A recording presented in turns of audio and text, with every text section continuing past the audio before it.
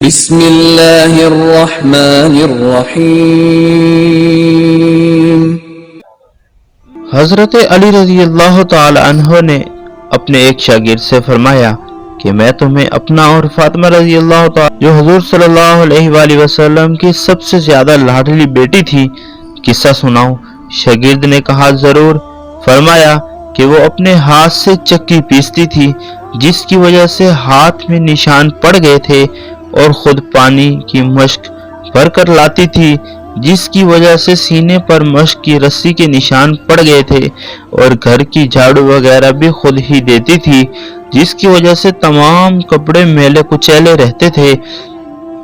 ایک مرتبہ حضور اقدس صلی اللہ علیہ وآلہ وسلم کے پاس کچھ غلام باندیاں آئیں۔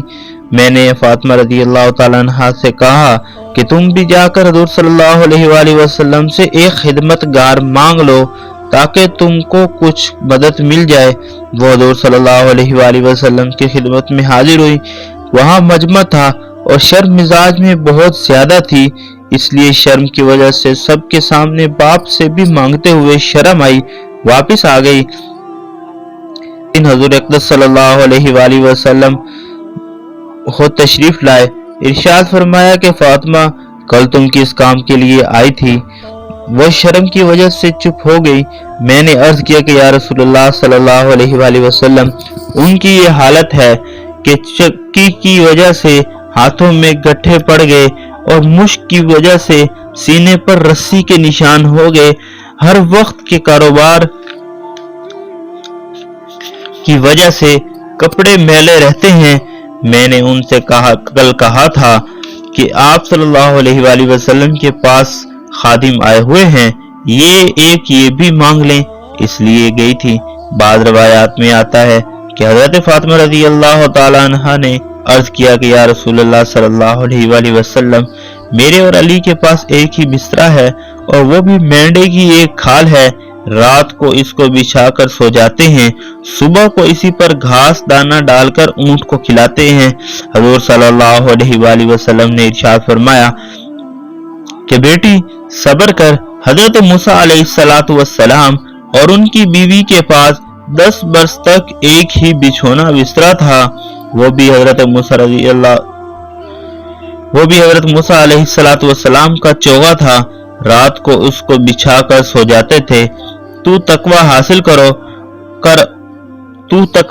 کر اور اللہ سے ڈر اور اپنے پروردگار کا فریضہ ادا کرتی رہ، اور گھر کے کاروبار کو انجام دیتی رہ، اور جب سونے کے واسطے لیٹا کرے تو سبحان اللہ 33 مرتبہ، الحمدللہ 33 مرتبہ، اللہ اکبر 34 مرتبہ پڑھ لیا کرو، یہ خادم سے زیادہ اچھی چیز ہے۔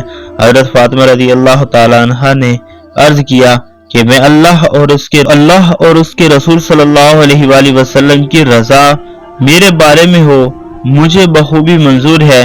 یہ تھی زندگی دو جہاں کے بادشاہ کی بیٹی کی۔ آج ہم لوگوں میں سے کسی کے پاس 2 پیسے آ جائیں تو اس کے گھر والے گھر کا کام تو درکنار اپنا کام بھی نہ کر سکیں۔